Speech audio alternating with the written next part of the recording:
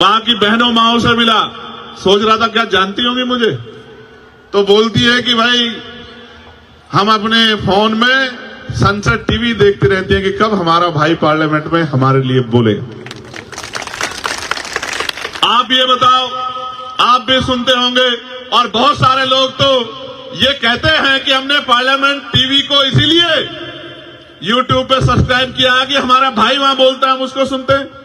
आप ये देखो, भोजन माता, आशा, आंगनबाड़ी, सफाई कर्मचारी, ठेके पे कर्मचारी, सरकारी कर्मचारी, दिल्ली सिविल डिफेंस वाले, कोई ऐसा पुलिस के लोग, दिल्ली पुलिस हो चाहे देश की पुलिस हो, उनके मॉडर्नाइजेशन की बात, होमगार्ड की, ग्राम के चौकीदार की, सब लोगों की बात, नौजवानों की बात, रोजगार की बात, महंगाई पे मार की बात, जो जनता पे पड़ रही है, सारी आवाज हमने पार्लियामेंट में उठाने का काम किया। और आज ये हालत है कि कल तक कोई जो जय भीम नहीं बोलता था, इस अब मैं पार्लियामेंट में जाता हूं तो ऐसा लगता है सारे जय भीम वाले हो गए, इधर वाले भी और इधर वाले भी। एक दिन तो मैं गया, अभी एक विवाद हुआ तो मैं गया तो वहां के कर्मचारी आए मेरे पास, मैं अंदर बैठा कुछ लिख रहा था, बोले आज तो आपकी पार्टी के बहुत सारे सांसद आए हैं। तो मैंने कहा कि यार अभी तो चुनाव भी नहीं हुआ, सांसद कहां से बन गए बहुत सारे? तो बोले बहुत सारे लोग नीला पटका पहन के घूम रहे हैं। तो मैंने कहा नीला पटका पहन के तो बहुत लोग आएंगे, जय भीम का नारा भी बहुत लोग लगाएंगे, लेकिन जब आपको जरूरत होगी और आपकी तरफ आंख उठेगी और आपके अधिकारों पे हमला होगा तो सिर्फ भीम आर्मी और आजाद समाज पार्टी आएगा। वही असली नीले वाला है, वही असली नीले को आगे बढ़ाने वाला है। तो मैं बस आपसे कहना चाहता हूं, अब तक आपने सबको मौका दिया, सबका हाथ पकड़ा, सबको आगे बढ़ाया, सबकी आवाज आप बने, सब पे भरोसा किया। एक मौका आपको हमारे इन काम करने वाले साथियों को भी देना चाहिए। और अगर आपने एक मौका इनको दे दिया, मैं आपको लिख के देता हूं कि ना फिर आपको किसी और झंडे की जरूरत पड़ेगी, ना डंडे की जरूरत पड़ेगी, ना नेता की जरूरत पड़ेगी, क्योंकि नेता मां के पेट से जन्म नहीं लेते, नेता संघर्ष से पैदा होते हैं। और भीम आर्मी ने संघर्ष करके नेता तैयार किए हैं, जिनको कल तक नकारा जाता था, आज उनको बड़े बड़े नेता फोन करके कहते हैं कि हम पे अपना आशीर्वाद बना के रखना। मैं बस आपसे कहना चाहता हूं, अच्छी बात यह है कि मेरे लोकसभा क्षेत्र के भी बहुत सारे लोग जो नगीना छोड़ के आ गए, वो भी मुझे रास्ते में मिले, वो भी यहां रहते हैं। अब उन पे तो मुझे भरोसा है कि वो मेरा साथ छोड़ ही नहीं सकते। मैं यहां से नगीना के साथियों का भी धन्यवाद देता हूं। और मैं आपसे ये भी कहना चाहता हूं बहुत जिम्मेदारी के साथ कि सड़कों की लड़ाई हम लड़ते रहेंगे। इसका उदाहरण यह है कि 1 तारीख को हम भीमा कोरेगांव गए, 2 तारीख को परभनी में जो हिंसा हुई उन हिंसा के परिवारों से मिले, 3 तारीख को बागपत में जो जुल्म हुआ, जिस बच्चे ने पार्लियामेंट के सामने आके सुसाइड कर लिया क्योंकि उसको न्याय नहीं मिल रहा था, वहां की भाजपा सरकार कहती है हम सबके साथ सबके विकास की बात करते हैं, लेकिन जब हमारे लोगों पे जुल्म होता है तो विकास भी गायब हो जाता है और सबका साथ भी खत्म हो जाता है। उनको न्याय नहीं मिलता, 3-3 साल पार्लियामेंट के सामने आके उस बच्चे ने आग लगा ली और 70% जल गया और अस्पताल में उसने दम तोड़ दिया। आखिरी लाइन उसकी ये थी कि मेरा भाई मुझको न्याय दिलाएगा। तकलीफ होती है, दर्द होता है कि उतनी शक्ति नहीं है, लेकिन मैं आपसे कह रहा हूं, अभी मैं परभनी गया, वहां सोमनाथ सूर्यवंशी की पीट पीट के पुलिस ने हत्या कर दी और उसके गम में हमारे एक नेता, वो गाड़े साहब उस दुनिया में नहीं रहे, महिलाओं को पीटा, नौजवानों को पीटा, बहनों को पीटा, घर में घुस के बच्चियों को पीटा सरकार के इशारे पे। तो हमने कहा 17 से मोर्चा निकलेगा। आप शक्ति देखो किसे कहते हैं। मैंने कहा 17 से पैदल मोर्चा निकलेगा परभनी से और मुंबई मंत्रालय तक। तो कल चीफ मिनिस्टर के यहां से फोन पहुंच गया कि 6 तारीख को, मैं झूठ नहीं बोलता, आप पता करा लेना, 6 तारीख को दोनों परिवारों को मुख्यमंत्री ने बुलाया है कि मुख्यमंत्री जिनसे मिलना चाहते। इतनी शक्ति का निर्माण आज आपने पूरे भारत में कर लिया है कि आपकी एक आवाज पे सरकारों को सोचना पड़ता है। आप ये सोचो, ये तो तब है जब अभी संवैधानिक शक्ति उस पैमाने पे नहीं है। आप ये सोचो जिस दिन संवैधानिक शक्ति होगी। और उत्तर प्रदेश में तो मैं चैलेंज करके कहता हूं, जिस तरह की मेहनत उत्तर प्रदेश के साथी कर रहे हैं, 27 के चुनाव में हम वहां की सत्ता आपके चरणों में लाकर रख देंगे। इस बात का भी मैं आपको विश्वास दिलाता हूं। लेकिन मैं आपसे कहना चाहता हूं कि आपका आशीर्वाद भी हमें मिलना चाहिए। मिलना चाहिए, नहीं मिलना चाहिए? देख लो, मदद करोगे नहीं करोगे? नहीं, दोनों हाथ उठा के बताओ। नहीं, दोनों हाथ से बात नहीं बढ़ेगी। अपनी अपनी जगह पे खड़े होके बताओ, मदद करोगे नहीं करोगे? अच्छा, एक मिनट बैठ जाओ। आखिरी बात बता देता हूं, ये मेरे कान में इन्होंने कुछ कहा। आप अब देखो, मीडिया के साथी भी यहां खड़े, रिकॉर्ड कर लेना। जितनी योजनाएं सारी सरकारें चला रही हैं, दोबारा कह रहा हूं, फ्री बिजली, फ्री पानी, फ्री ये और भी कुछ टैक्सेस, उनकी सारी योजनाएं, और उन योजनाओं पे भी प्लस करके, मैं किसी की योजना ना गिनाता, मैं संवैधानिक शक्ति को समझता हूं। ये जो बजट है ना, जो आपके ऊपर लग रहा है, ये बजट आप ही की जेब से गया टैक्स के रूप में। आपका पैसा आपके ऊपर लगाना कोई बहुत बड़ा काम नहीं। अब तो चुनाव आएगा तो बहुत लोगों की पोल खोलने का काम करेंगे। एमसीडी वाले क्या कर रहे हैं, दिल्ली सरकार वाले क्या कर रहे हैं, बहुत लोगों की बात बताएंगे आपको। लेकिन आप ये सोचो, जितना ये आपको आज कह रहे हैं कि हम देंगे और दे रहे हैं, मैं इससे 4 गुने की गारंटी देता हूं, क्योंकि हमें कोई पैसा घर नहीं लगाना, अपने घर में नहीं लगाना है। आपके लिए आपका पैसा आप ही के ऊपर लगाना है। तो जो ये दे रहे हैं, इसके 4 गुने की गारंटी मैं आपको देता हूं। मैंने मांग की प्राइम मिनिस्टर से कि उस शिक्षा में स्कॉलरशिप मिलनी चाहिए। दिल्ली के मुख्यमंत्री ने पढ़ लिया, उनकी रिसर्च टीम ने अगले दिन उन्होंने कहा, मैं बहुत बड़ी घोषणा बाबा साहब अम्बेडकर पे करना चाहता हूं, कल इस समय करूंगा। हमारे साथियों ने कहा कि मुख्यमंत्री जी को घोषणा, हमने कहा हमारा चार्ट उठा लो, 12 घोषणा में से एक घोषणा उसमें से ही होगी। तो कहा, बाबा साहब अम्बेडकर शिक्षा को बड़ा महत्व देते थे, तो उस शिक्षा में हम लोग स्कॉलरशिप देने का काम करेंगे। मगर अब देखो कितने तेज है, गौर से सुनो, वो अपना एडमिशन करवा ले तो उनको बाकी सारी मदद हम लोग करेंगे। भाई ये बताओ, 12वीं तक के स्कॉलरशिप देके डॉक्टर बना दोगे क्या? इंजीनियर बना दोगे क्या? वकील बना दोगे क्या?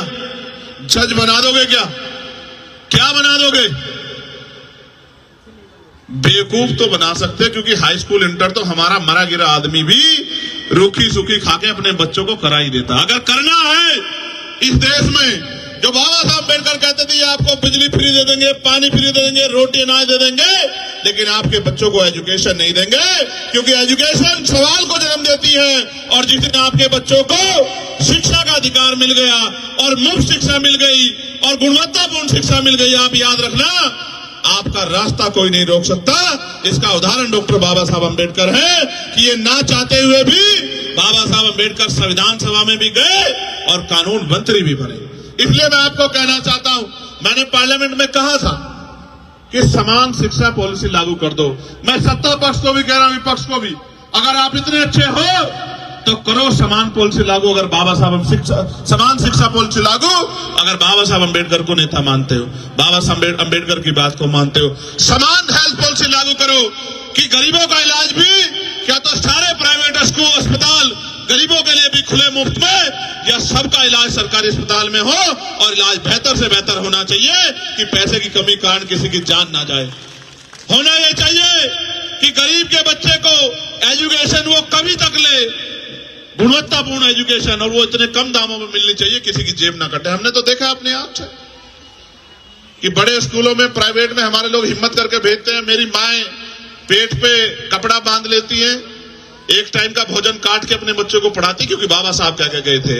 लेकिन सच ये है कि ये सारे काम आपके आसान हो सकते हैं अगर आप अपनी राजनीतिक ताकत बना लो।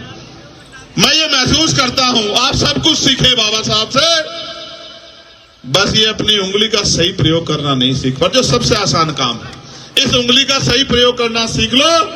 आपके बच्चों के और आपके तरक्की के रास्ते खुलने में बहुत देर नहीं लगेगी। ये पूरे उत्तर प्रदेश में आजाद समाज पार्टी काशीराम 18 के 18 मंडलों में प्रबुद्ध सम्मेलन कर रहे हैं। उस सम्मेलन के जरिए 2012 से और 2027 इस 27 का जब चुनाव आएगा तो लगभग 15 साल हो जाएंगे कि हक वंचित समाज के विचार की जो है वो सत्ता से बाहर होने से क्या हो रहा है कि जो जमीनें उनको मिली थी वो सरकारें छीनने का काम कर रही है। ना अच्छी शिक्षा मिल रही है, ना रोजगार मिल रहा है, ना अच्छी चिकित्सा सुविधा मिल रही है, ना पहले नौकरियां आती थी उन नौकरियों को अब ना के बराबर कर दिया है। ना बैकलॉग आता, ना नौकरी आती। पेपर आता है, पेपर लीक हो जाता है, 69,000 शिक्षक भर्ती की तरह घोटाले हो जाते हैं, और तमाम तरह से पुरानी पेंशन का मामला हो, चाहे महिलाओं का सशक्तिकरण हो या उनकी सुरक्षा हो, तमाम में सरकार फेल हुई है। हमारा ये प्रयास है कि अब ये प्रभु समाज जो है, कमजोर हक वंचित समाज, 85% बहुजन समाज, वो अपनी हक अधिकार की लड़ाई को स्वयं लड़े, अपनी ताकत बनाए, किसी के पीछे ना खड़ा हो। आजाद समाज पार्टी के जरिए जिसकी इतनी संख्या बारी, उसकी इतनी हिस्सेदारी, इस नारे के साथ खड़ा हो और जुड़कर अपनी ताकत बनाकर उत्तर प्रदेश की सत्ता में आजाद समाज पार्टी को लाने का काम करें। और इसमें हम लोग सफल भी हो रहे हैं, क्योंकि हमारा ये 5वां सम्मेलन है। सहारनपुर, फिर हापुड़, फिर गाजीपुर, फिर आगरा और अब लखनऊ में, और अगला सम्मेलन 14 तारीख को झांसी में है। सारे सम्मेलन में जिस तरह से कार्यकर्ता जुट रहे हैं, क्योंकि कार्यकर्ताओं को बुला गया है ये संदेश देने के लिए कि उनको किस तरह काम करना है, उससे बड़ा उत्साह पैदा हो रहा है।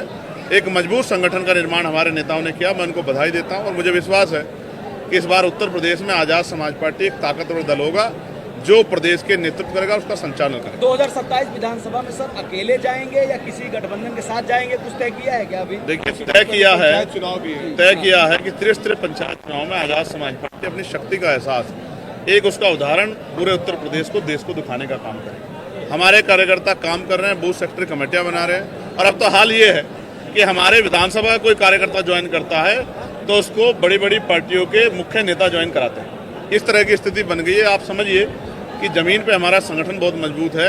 ये जो त्रिस्तरीय पंचायत चुनाव है उसमें आजाद समाज पार्टी की बढ़ती शक्ति का एहसास आपको हो जाएगा, और जब वो बढ़ती शक्ति का एहसास होगा तो आपके सवाल का जवाब भी आपको खुद ही मिल जाएगा कि 2027 में आजाद समाज पार्टी किस तरह चुनाव लड़ेगी।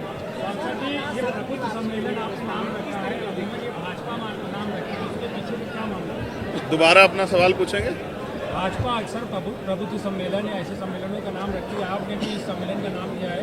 भाजपा का प्रबुद्ध सम्मेलन कुछ जातियों तक सीमित रहता था। ये सम्मेलन जातियों को तोड़ के हक वंचित समाज के पहरेदारों के लिए, ये एक संदेश है उन लोगों के लिए जो निराश होकर बैठ गए हैं, जो नाउम्मीद होकर बैठ गए हैं, जो घरों में बैठे हैं ये सोच के कि कोई मसीहा आके उनकी जिंदगी बदलेगा।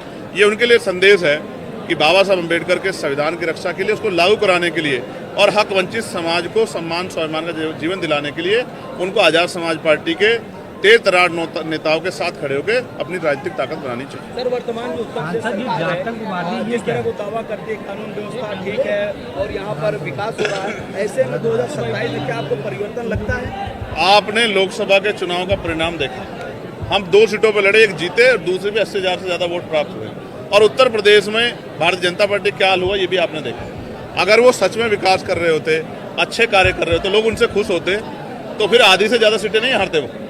आप समझो एक बात। दूसरी बात ये समझो कि डंडे के जोर पे सरकार नहीं चलती। एक प्रदेश का पुलिस का मुखिया तो बना नहीं पा रहे हैं। आपने देखा बार बार कार्यवाहक डीजीपी, कार्यवाहक डीजीपी। ये क्यों हो रहा है? आप समझिए कि कार्यवाहक डीजीपी से प्रदेश चलाना चाहते हैं तो कार्यवाहक मुख्यमंत्री से जो है प्रदेश चलाने की कोशिश करना भी खतरनाक है। उनकी आपसी लड़ाई में, स्टेट और सेंटर की लड़ाई में आम जनता का नुकसान हो रहा है। कानून व्यवस्था क्या है मीडिया के लोग ही बताते हैं, अखबार में रोज छपता कि आज यहाँ बेटी का रेप हुआ, यहाँ हत्या हुई, यहाँ मार दिया, लटका दिया, जमीन छीन ली, यहाँ बाबा साहब का अपमान हुआ, यहाँ महापुरुषों के जो है तस्वीरों को तोड़ा गया। ये आप ही बताते हो, और मीडिया ने बताया कि 2 दिन में 14 हत्या उत्तर प्रदेश में। इससे बड़ी कानून व्यवस्था का जो मैं समझो कि ये खात्मा जो है, इससे बड़ा क्या होगा कि 2 दिन में एक प्रदेश में 14 हत्या होने लग जाए। तो आप समझिए एक दिन में 7 हत्या, तो ये क्या सुरक्षित प्रदेश है क्या? सर, आपको कैसे लगता है कि राज्य और केंद्र में क्यों सर ये लड़ाई है, ऐसा आपको क्यों फील हो रहा है? ये उन्हीं के नेता जो है अपने भाषणों में बताते प्रतीत होते हैं और उनकी कार्यशैली से प्रतीत लगता है। लेकिन मेरा ये सवाल है, क्या उत्तर प्रदेश में एक भी परमानेंट डीजीपी ये सरकार बना पाएगी?